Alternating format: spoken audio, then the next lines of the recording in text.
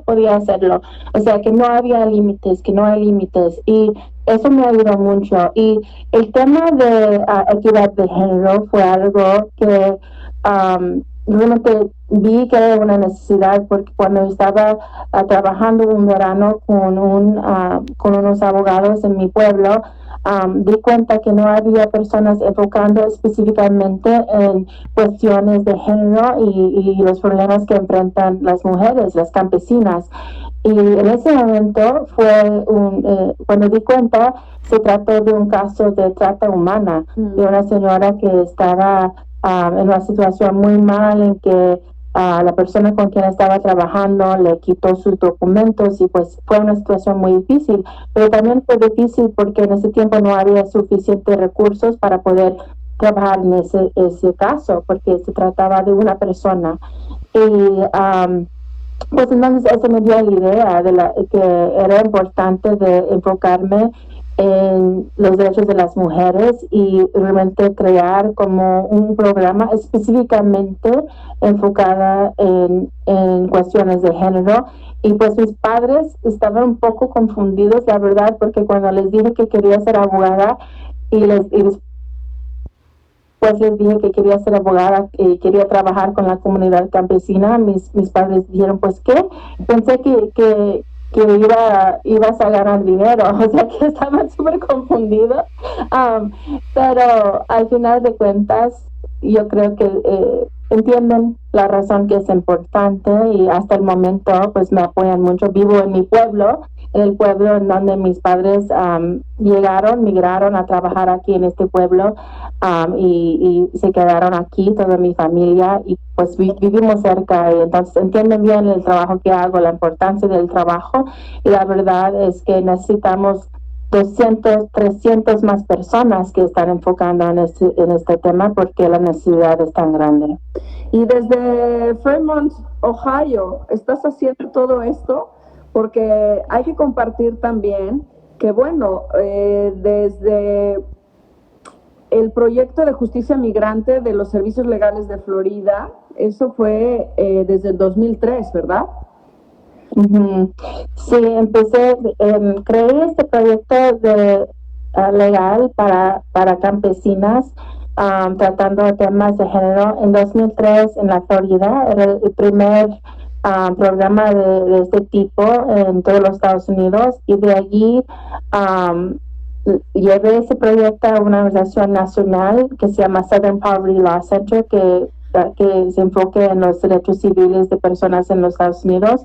Y pues poco a poco este proyecto ha estado creciendo, y en 2014 fue cuando Justicia para Mujeres Migrantes nació, y hemos estado trabajando desde entonces en este proyecto. Pero sí, yo vivo en Ohio, en Fremont, Ohio, pero trabajamos en todo el país, y pues tenemos una oficina en Washington, D.C. también. Y no solamente en todo el país, veo que también tienes un proyecto transnacional en México y en Estados Unidos. Sí, pues por un tiempo trabajé con una organización que se llama Centro de los Derechos del Migrante, que es una organización transnacional, y pues tuve la oportunidad de trabajar con ellos por un tiempo, específicamente enfocando en los derechos de las mujeres migrantes, las que trabajan como trabajadoras huéspedes, y también las mujeres que migran a los Estados Unidos para trabajar. Y sí, el trabajo de justicia para mujeres migrantes es a nivel internacional también. Seguimos apoyando programas y organizaciones en México, y también ya después de que el movimiento de Me Too empezó, he ido a diferentes países para poder colaborar y compartir lo que hemos aprendido después de muchos años de trabajar en temas de acoso sexual con personas en diferentes países. Como he ido pues ya son varias, y me han invitado para poder compartir nuestras experiencias y todo lo que hemos aprendido. Pues muchas felicidades, porque cuando Beatriz Acevedo nos recomendó hacer esta entrevista contigo, nos dijo que eras de la estatura de una Dolores Huerta. y la verdad es que toda tu trayectoria y todo lo que estás haciendo lo comprueba, porque no solamente eres una abogada, una defensora de los derechos de los trabajadores migrantes, de las mujeres en casos de acosos, de abusos, sino que también eres autora, eres emprendedora social y eres oradora. Y bueno, cuéntanos un poco de The Latinx House. ¿En qué consiste? Porque tuvieron hasta en el Festival de Cine de Sundance, precisamente tuvieron pues su debut. Pues primero quiero agradecer a mi amiga Beatriz, porque como usted sabe es una gran mujer y sí. Pues realmente desde que la conocí, pues tiene un corazón inmensa, entonces estoy súper agradecida de conocerla y poder colaborar con ella. Y pues sí, mi trabajo ha sido como muy variada en ciertas maneras, ¿no? Sí, soy abogada, pero más que nada soy organizadora y solamente hay una Dolores Huerta en este mundo, quiero decir eso, y es increíble, apenas tuve su cumpleaños la semana pasada. Pero sí, pues Latinx House fue algo que construimos yo y Olga Segura, que es mexicana, actriz y productora mexicana, y Alex Martínez Kondraki, quien también es escritora. Confundimos ese proyecto porque las tres nos conocimos a través del movimiento de Time's Up. No sé si todo el mundo conoce lo que es Time's Up, pero... ¿Puedes contar un poquito? Sí, así ya unos años, en 2017, pues en mi papel como cofundadora de la Alianza Nacional de Campesinas, escribí una carta que era una carta que se llama Queridas Hermanas, y pues esa carta era una carta desde las campesinas, de quién soy, de mi comunidad y las que represento, hacia las actrices en Hollywood, porque en ese tiempo estaban compartiendo sus experiencias con Harvey Weinstein y con otras personas acerca de este problema de acoso sexual. Entonces escribí esa carta que publicaron en la revista The Time, y pues esa carta ayudó a lanzar lo que es el movimiento Time's Up, que es un movimiento que se enfoca en equidad de género y seguridad y dignidad en el trabajo. Y Reese Witherspoon, Eva Longoria, Natalie Portman y varias otras personas muy conocidas son parte de lo que es Time's Up, y America Ferrell lanzaron este movimiento, y Olga Segura y Alex Martínez Kondraki fueron parte de las fundadoras de Time's Up. Entonces nos conocimos por ese movimiento y empezamos a hacer programas dentro de Time's Up para latinas. Y pues ya por más de 2 años hicimos estos programas y decidimos por qué no hacer algo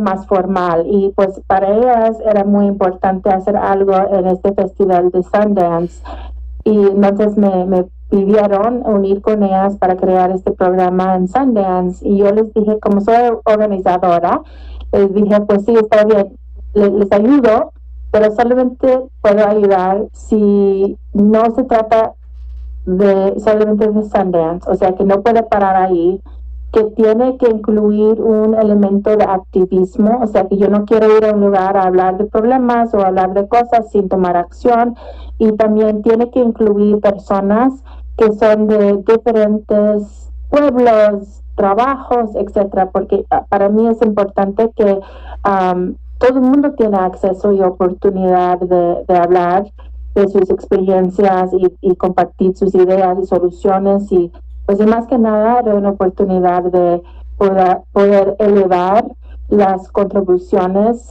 positivas de la comunidad latina.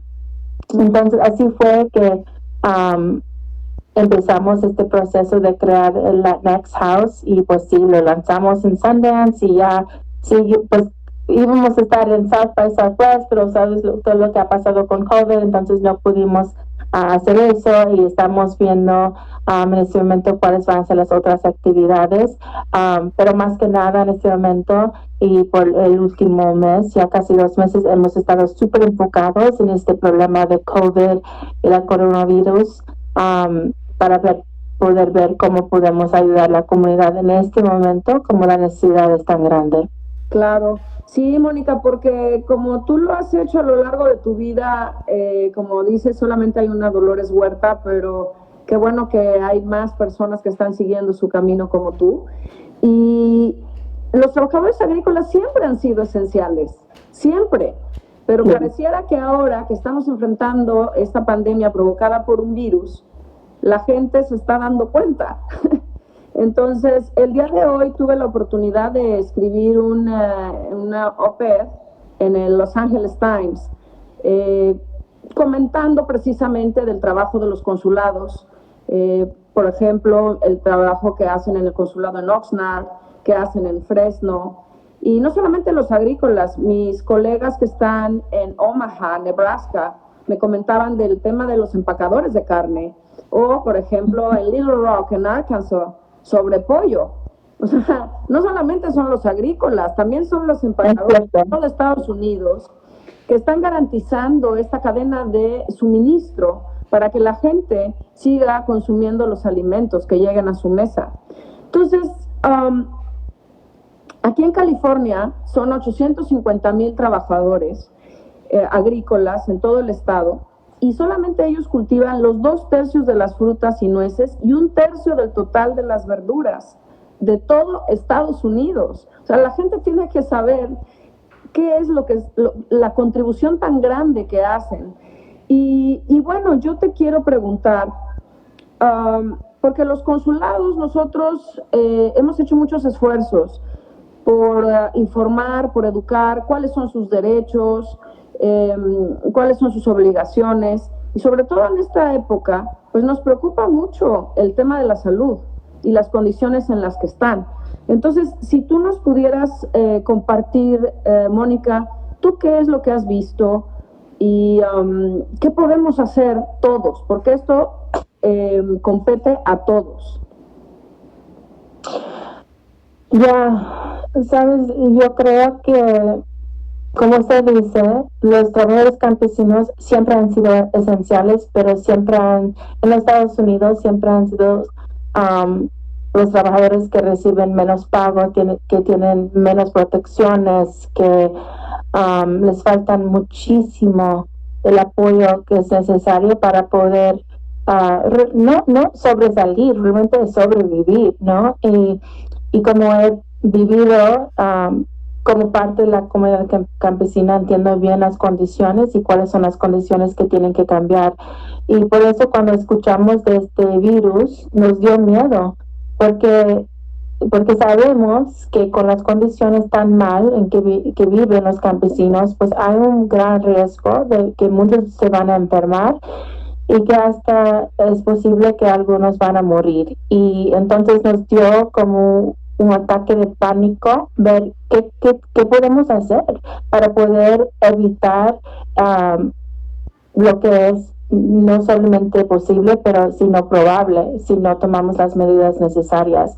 Y lo que hemos escuchado de diferentes personas en diferentes partes de los Estados Unidos es que muchos de los campesinos con quien hablo están reportando que no tienen comida, que no les alcanzan la comida, que cuando van a las escuelas para pedir la comida para sus niños, a los niños que ya no están en la escuela, que a veces no pueden, no les dan la comida porque los niños no están con ellos, pero no quieren llevar a sus niños porque no quieren que sus niños se enfermen, entonces eso es un problema. Personas están reportando que en sus lugares de trabajo no les están dando información, no les están dando protección. En varios lugares ya están entrando un paso en que personas están trabajando en turnos, entonces solamente están trabajando 2 o 3 horas en un día. Entonces el pago que están recibiendo es mucho menos de lo que recibieron antes. Reportan de que cuando van a las tiendas ya no hay comida para comprar, que muchas personas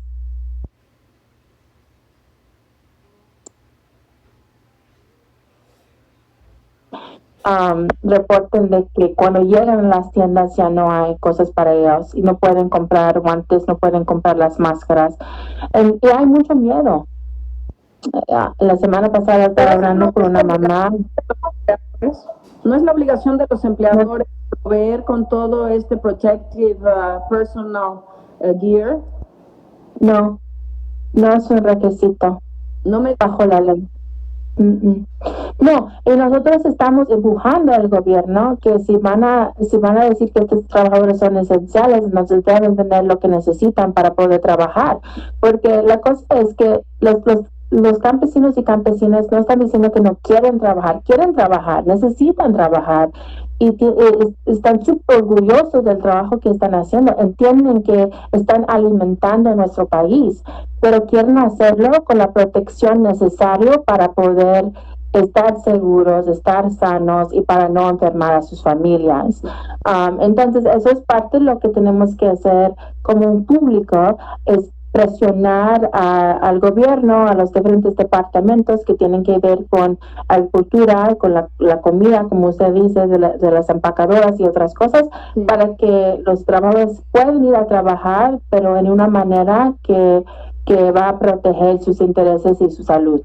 Sí, y no solamente es el protective personal gear, sino también es cómo mantenemos la distancia. Van en los camiones, van muy cerca, cuando están trabajando, en donde se están hospedando, donde viven también. Y, por ejemplo, garantizar la atención médica a aquellos que estén, primero hacer los exámenes para ver quiénes son positivos, y si son positivos, darle la atención médica. Si son negativos, para que puedan continuar trabajando, y aquellos que hayan sido expuestos, ponerlos en cuarentena, ¿no? Pero eso es una cosa que me preocupa mucho, que el público no da cuenta que en este momento hay un riesgo de que las clínicas que ayudan a los migrantes, que ya hay varias clínicas aquí en los Estados Unidos que están cerrando sus puertas porque no tienen suficiente dinero para poder seguir abiertos, que no van a poder tener las mismas personas trabajando con ellos para poder alcanzar la comunidad, los trabajadores que trabajan como outreach workers que ayudan a la comunidad, porque no tienen PPE, no tienen lo que necesitan para protección de los trabajadores de la clínica y tampoco tienen los recursos. Entonces, lo que estamos viendo es que en este momento hay un grupo de trabajadores, los campesinos, que estamos diciendo que necesitan ir a trabajar, que necesitamos que sigan trabajando, pero sin protección, sin derechos, sin beneficios, y las personas que les pueden ayudar si se enferman, las clínicas no tienen lo que necesita para mantener sus puertas abiertas. Entonces, para mí, yo creo que el público no da cuenta de este problema, esta crisis que existe, y eso fue la razón que la semana pasada hablamos con algunos medios de prensa para avisarles de esto, porque si el Congreso va a trabajar en otro inicio, una nueva póliza o proyecto de ley, tiene que tomar en cuenta también las necesidades de las clínicas migrantes para que reciban los fondos necesarios para poder ayudar a los trabajadores cuando o si se enferman. Claro. Y una pregunta, Mónica, los trabajadores agrícolas, los campesinos, independientemente de que son documentados o indocumentados, de cualquier manera pagan impuestos, ¿no? Exacto, y impuestos de todos tipos, no solamente impuestos al gobierno federal, sino compran cosas en tiendas y pagan impuestos en las tiendas, compran carros y casas y otras cosas. Entonces hay muchas maneras en que la comunidad paga impuestos sin importar su estatus legal en los Estados Unidos. ¿Y qué están haciendo las mujeres trabajadoras agrícolas con los hijos ahora que cerraron las escuelas? Porque ese es otro tema. ¿Dónde están dejando a los hijos? ¿Qué está pasando con ellas? Esa es una situación difícil porque pues hemos visto que muchas mujeres nos están diciendo que están saliendo de sus trabajos porque no tienen alguien quien puede cuidar sus hijos. Entonces, eso les afecta mucho porque ya no hay dos personas en la casa trabajando para poder, comprar lo que necesitan. Entonces, pues, había dos personas trabajando y de repente solamente una persona porque las mujeres, la mayoría de las mujeres tienen que salir de su trabajo. Para las mujeres que siguen trabajando dicen que pues tienen que decidir dentro de dos malas opciones, dejar sus niños en la casa solo o llevar a sus niños con ellas a trabajar. Las dos cosas son malísimas opciones. Claro. Y la otra cosa es que algunas dicen que sus hijos mayores están cuidando a los niños. En algunos casos escuchamos que están pidiendo la ayuda de vecinos y otras personas si pueden ayudar en cuidar a los niños, pero muchos de ellos tienen miedo de eso porque pues tienen que tener mucha confianza en la persona con quien van a dejar sus niños, ¿no? Y no quieren que nada les pase, si tienen que dejarlos con un vecino o alguien desconocido por la necesidad de trabajar. Entonces yo creo que los padres y las madres, yo creo que las opciones para ellas son difíciles. La otra cosa es que no solamente es tener a alguien que puede cuidar a los niños, sino las madres nos están hablando de que están preocupados por sus niños porque necesitan la rutina de la escuela, necesitan la educación, necesitan que alguien les enseña las cosas. A ellas les importa mucho la educación de sus niños, entonces están preocupados por los niños mayores que iban a graduar, no saben si van a poder graduar. La otra cosa es que tienen miedo de que los niños se van a atrasar porque no tienen internet. Entonces, para los que tienen que usar internet para poder hacer sus estudios, pues no tienen internet en la casa o computadoras, entonces no pueden hacer la tarea. No, de verdad que es una tragedia, porque también fíjate que ayer estábamos hablando con la doctora Nogales sobre la violencia doméstica y hablaba que era muy importante las rutinas, ¿no? Lo de los niños, levantarnos a cierta hora y estar con ellos. Pero si todo esto todos estos elementos los unes, pues es una tragedia en todos sentidos. Estar en la casa, no tienen la rutina, no tienen la atención, pueden ser expuestos a violencia, si se los llevan a los campos, están expuestos a enfermarse del COVID-19, en fin. Pero a ver, Mónica, dime, ¿qué podemos hacer? Porque afortunadamente también es un país en el que hay mucha gente que quiere ayudar, muchas organizaciones que están conscientes de que dependemos de ellos, la cadena de suministro depende de ellos, la producción, la pizca, o sea, desde la siembra, la pizca, la recolección, el empacar, el suministro. Y hay muchas organizaciones que quieren ayudar. ¿Tú qué nos pedirías? Si pudieras decirnos, a ver, ¿qué hacemos como sociedad civil? ¿Qué hacemos desde los consulados de México en Estados Unidos? Pues yo creo es necesario que el público que está en la posición de poder donar, si pueden donar al fondo que empezamos para los trabajadores del campo, y 100% de los fondos que van a ese fondo son para poder llegar a las comunidades para comprar comida, pañales y otras cosas. Y eso es ayuda que las familias necesitan ahorita mismo, que necesitan pagar su renta, pagar biles y otras cosas. Entonces, esa es una manera directa que pueden tomar en este momento. La otra cosa es que tenemos que hablar con los congresistas, y específicamente ahorita, mientras que están hablando de cuáles van a ver las cosas que van a incluir en el siguiente proyecto de ley acerca de el stimulus de este virus. Tienen que empujar a los congresistas para que no dejan los campesinos a un lado, para que los incluyan y que les dan beneficios y derechos.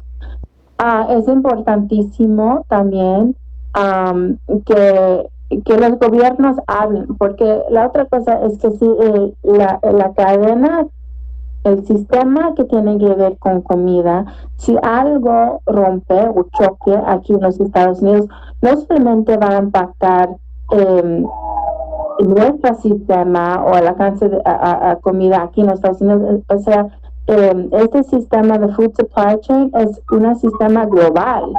Entonces, si algo pasa a los migrantes a los Estados Unidos y no podemos tener la fruta y las verduras o el carne o leche, lo que sea, eso puede tener un impacto al sistema global de la comida.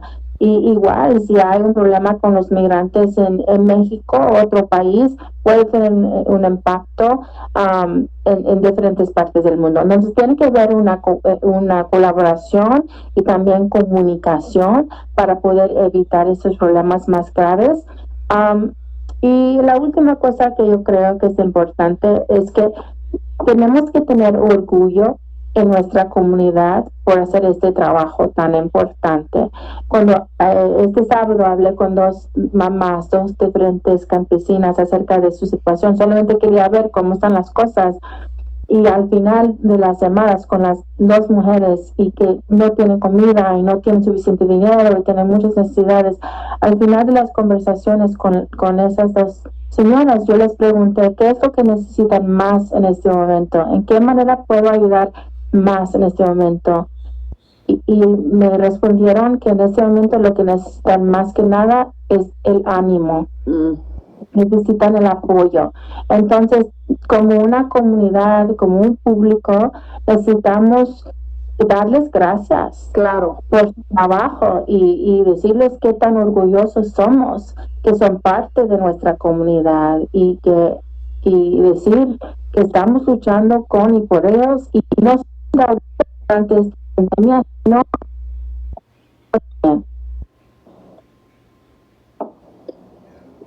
¿Estás ahí, Mónica? Se está cortando un poco. Sí, estoy aquí. ¿Me escucha? Es que sí, ya, ahora sí es que se cortó un poco. Oye, pues muy buenas recomendaciones. ¿Nos puedes decir cómo se llama el fondo? ¿Cómo podemos accesar para que la gente pueda conocer de esta iniciativa? Sí, y podemos pasar el enlace para que puedan compartirlo. Sí, dime. Pero el fondo es el Farm Workers Pandemic Relief Fund.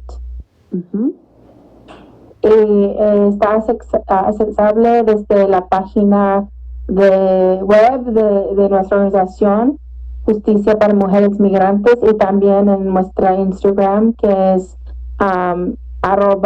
@mujeres, pero es mujer XS, sí, Mujeres Rising, sí, es la cuenta de Instagram que tenemos y está ahí en el bio, que pueden buscar el enlace allí. Y estamos haciendo este fondo junto con Hispanics in Philanthropy, que es una organización en los Estados Unidos filantrópico que ayuda a la comunidad latina. Maravilloso. Lo voy a anotar aquí. Es @mujeres XS Rising, ¿correcto? Exacto. Y Justicia para Mujeres Migrantes y se llama Farm Workers Pandemic Relief Fund. Exacto.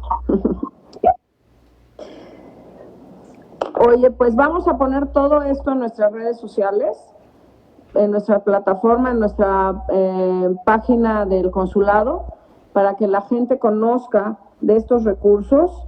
Nosotros también, como sabes, tenemos una embajadora de México en Washington, Marta Bárcena, que está haciendo una labor extraordinaria en cuestiones de cabildeo en el Congreso. Entonces, a nivel federal está la embajada. Nosotros aquí a nivel local, estatal, pues los consulados estamos trabajando y platicaremos con los congresistas.